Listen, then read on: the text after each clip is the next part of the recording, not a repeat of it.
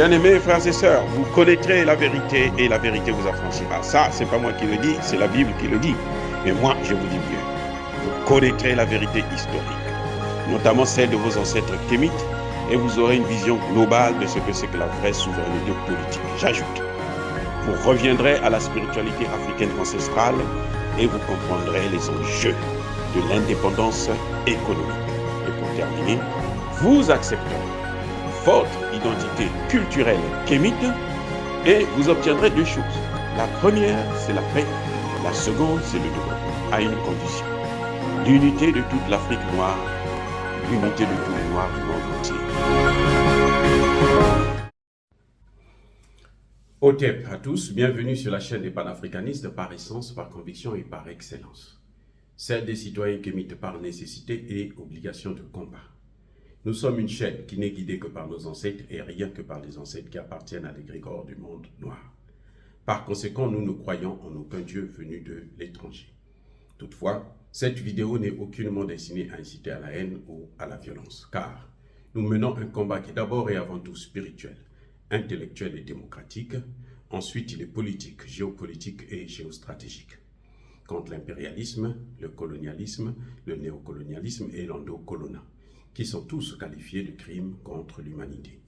Nous menons ce combat sur la base du principe fondamental que nous avons hérité de nos ancêtres kémites, qui est celui de la Mahat, c'est-à-dire solidarité, vérité et justice. Vous êtes donc en droit de connaître la vérité et nous avons l'obligation de vous dire la vérité, rien que la vérité, afin que justice soit rendue au continent africain. Et ça, c'est notre modeste contribution dans cette noble lutte en faveur de la souveraineté, la dignité, la solidarité et l'unité africaine. C'est exactement ça que nous appelons le panafricanisme. Bien-aimés frères et sœurs, les Occidentaux s'inquiètent de la santé de Bazoum. Vous savez quoi?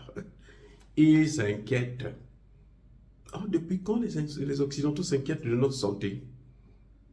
Et ils s'inquiètent tellement de notre santé qu'ils nous envoient des faux vaccins, qu'ils nous envoient des faux médicaments, qu'ils nous tuent avec toutes les armes qu'ils fabriquent pour tuer l'Afrique, pour tuer les Africains, pour piller l'Afrique, pour piller un continent. C'est incroyable. Maintenant, ils s'inquiètent de la santé de Bazoum. Ils ont un partenaire de guerre. Hein? Vous voyez, ils ont un partenaire de guerre. Un partenaire qui les a laissés s'installer dans leur pays, dans son pays plutôt, un partenaire qui les a laissés former une armée occidentale en Afrique, la première. Bon, vous allez me parler de Djibouti, vous allez me parler des petites bases militaires françaises ici et là, des mercenaires français, mais en tout cas, la vraie armée internationale où le secrétaire général de l'ONU est venu valider. Il est venu dire, nous allons mettre en place une armée internationale ici au Niger. Ah! C'est grave ça. Monsieur le secrétaire général, est-ce que vous entendez un peu? Vous n'avez pas de conseiller pour vous dire que non, l'Afrique ne vous appartient pas? L'Afrique n'est pas la chose de la communauté internationale? Il s'inquiète de sa santé. Je vais vous dire pourquoi. Ils ne s'inquiètent pas de sa santé, ils s'en fichent de sa santé. Ils savent que s'ils attaquent le Niger, la première des choses, ce sera la mort de Bazoum. Attendez, je reprends. S'ils attaquent le Niger, la première des conséquences sera la mort de Bazoum. Donc, s'ils veulent faire la guerre au Niger, c'est parce qu'ils ne veulent pas que Bazoum puisse être en vie. Aussi simple, bien aimés frères et sœurs, c'est pas moi. Regardez vous-même les faits. Ils disent que nous allons intervenir militairement. L'intervention militaire, ce n'est pas l'idée de la CEDEAO. Non, non, non, non. La CEDEAO est victime du chantage. Parce que comme nous avons des larbins, des gens qui ont des dossiers juridiques de drogue et autres qui sont très lourds, donc on peut les manipuler facilement. Et ce n'est pas une décision de la CEDEAO. C'est une décision de la France, des États-Unis et autres. Maintenant, les États-Unis ont compris que non, si on va vers cette guerre-là, nous, on doit perdre. Donc, qu'est-ce qu'ils font? Ils reculent et ils exposent la France. Et la France est obligée d'aller jusqu'au bout parce que ses intérêts sont menacés, que c'est même pas menacé, c'est déjà tué.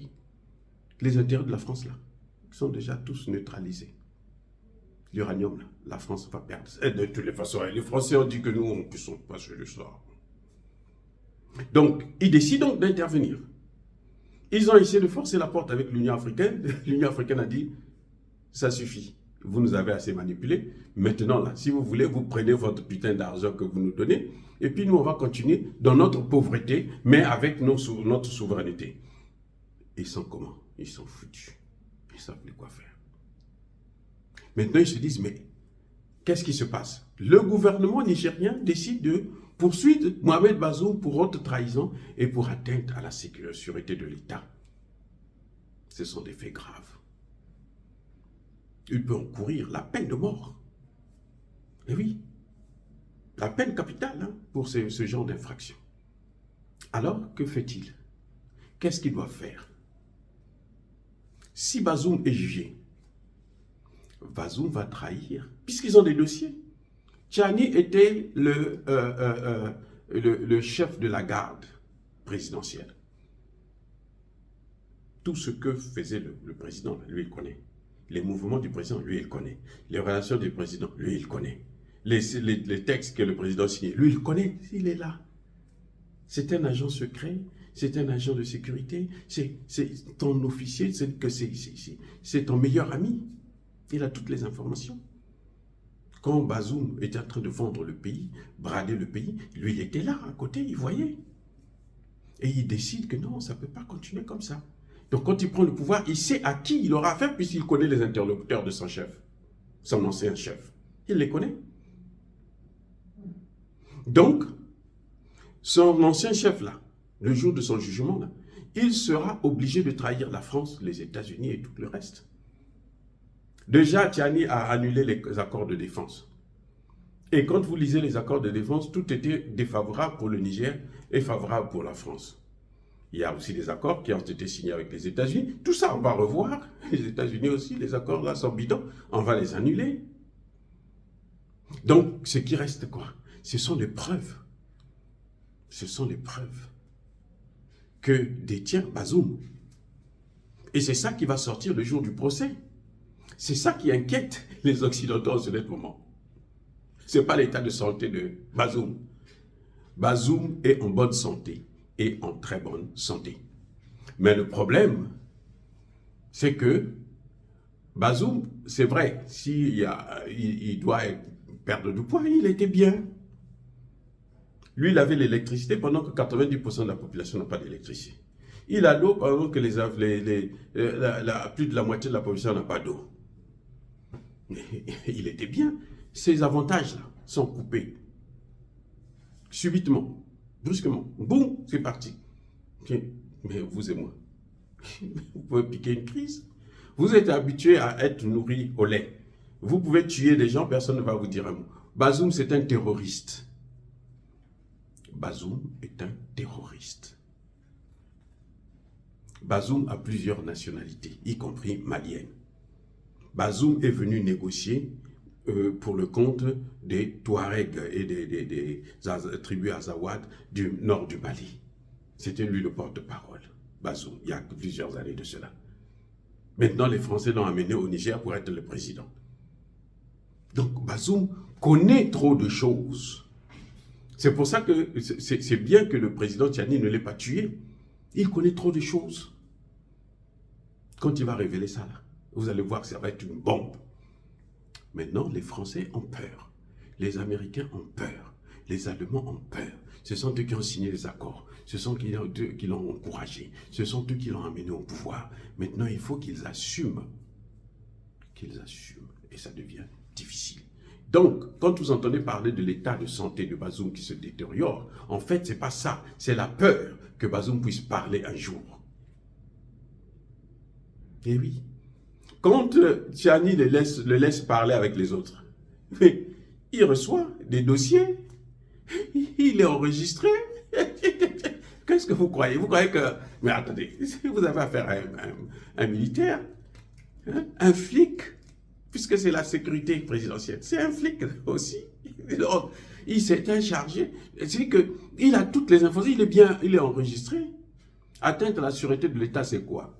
C'est lorsque vous complotez avec un autre État pour venir détruire votre pays, pour venir faire la guerre à votre pays. Mais Bazoum l'a fait tout récemment devant toute la communauté internationale. Il a écrit même une lettre. Ce qu'ils ont appelé, eux, la tribune de Bazoum. Hein? Avec qui il a complicé de qui? De l'Élysée. Il a envoyé ça à qui? Aux Américains, lesquels ont demandé qu'il faut qu'il y ait intervention. Les Américains, quand ils ont vu que les Russes vont se mêler, ils ont dit non, on arrête parce que là, les Russes nous ont déjà donné un chaos en Syrie, un chaos en Libye, et un chaos en Ukraine, et ils vont aussi nous donner un chaos. Les mêmes causes produisent les mêmes effets en Afrique. Ah oui, c'est comme ça. C'est ça le vrai problème. Ce n'est pas parce qu'ils aiment Bazoum, non. Ils s'en fichent de la santé de Bazoum parce qu'eux, ils veulent Bazoum mort. Les Occidentaux veulent Bazoum mort. Parce que si Bazoum se met à table, si Bazoum se met à parler, si Bazoum commence à cracher le morceau, l'Occident sera hyper, super humilié. Mais de toutes les façons, nous on connaît déjà, on vous le dit tous les jours. On vous les dénonce là, vous le savez. Mais ils ont peur que ce soit officiel. Par rapport à un chef d'État qui parle. C'est ça qui les fait peur. C'est pour ça que vous voyez que Alassane Ouattara a peur. Alassane Ouattara veut faire la guerre. Ils savent que s'ils entament la guerre, la première victime de cette guerre sera Bazoum. Leur problème, c'est étudier l'autre Mohamed Bazoum. Leur problème, c'est celui-là. C'est pas sa santé. Ils s'en fichent de sa santé. Ils n'ont rien à foutre. Et sa santé, elle est bonne.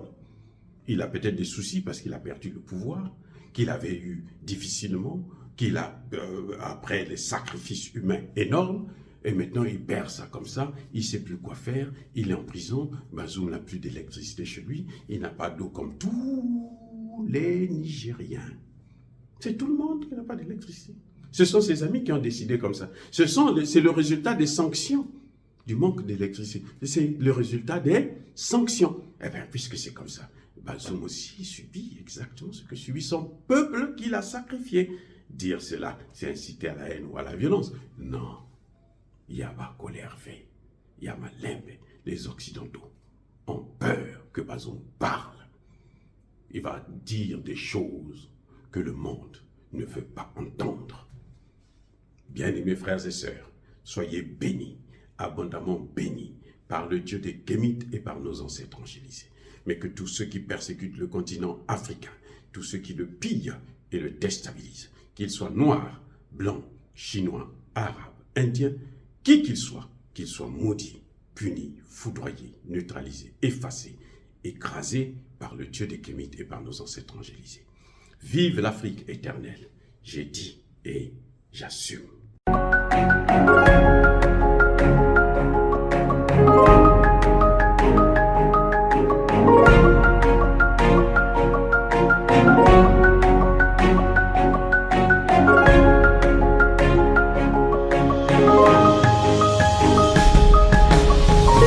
Eux, ils marchent par la foi et non par la vue. Mais moi, je vous conseille vivement de marcher par la connaissance scientifique et historique, notamment celle de nos ancêtres kémites, par les 5 sens et par l'intelligence. À vous, à Pierre.